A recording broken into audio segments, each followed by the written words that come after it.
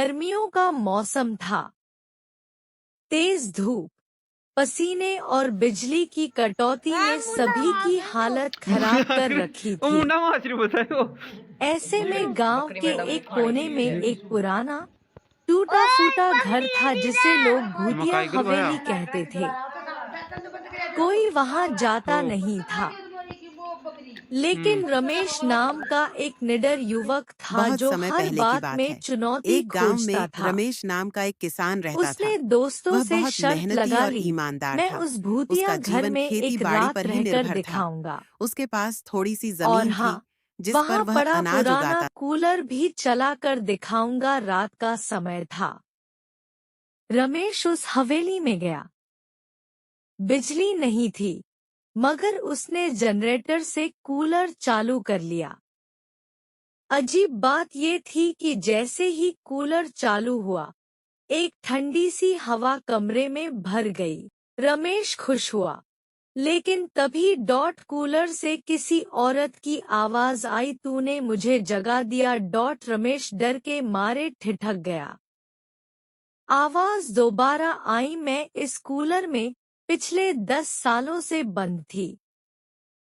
अब तू ही मेरा रास्ता है बाहर निकलने का, कहते हैं। उस रात रमेश चिल्लाते हुए बाहर भागा और बेहोश हो गया।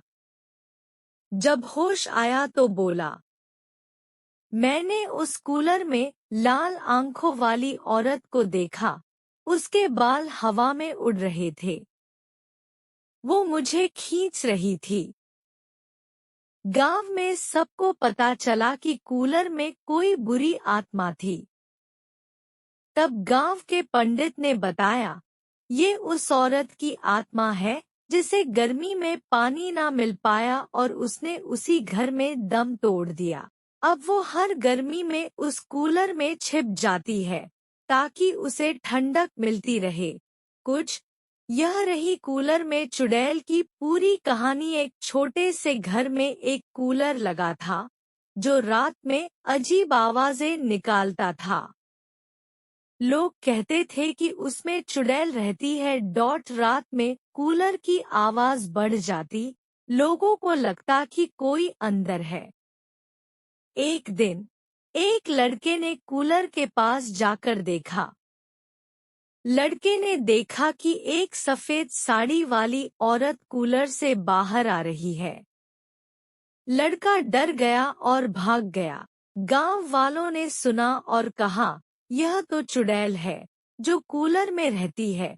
एक बहादुर लड़की रुखसार ने कहा, मैं देखती हूँ कि यह चुड़ैल क्या चाहती है। रुखसार ने कूलर के पास जाकर देखा तो चुड़ैल ने उससे बात की, मैं तुम्हारी मदद करना चाहती हूँ। मैं एक समय में एक माँ थी। चुड़ैल ने बताया, मेरा बेटा मर गया था। मैंने अपनी जान कूलर में डाल दी। अब मैं यहाँ रहती हूँ। रुखसार ने चुड़ैल की मदद की। उसके बेटे की याद में एक मंदिर बनाया। गांव वालों ने चुड़ैल को माफ किया और उसे सम्मान दिया। चुड़ैल की आत्मा शांत हुई।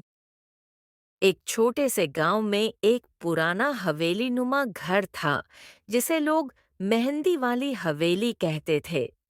लोगों का मानना था कि उस हवेली में एक भूत रहता है जो औरतों को रात में चुपके से मेहंदी लगाता है।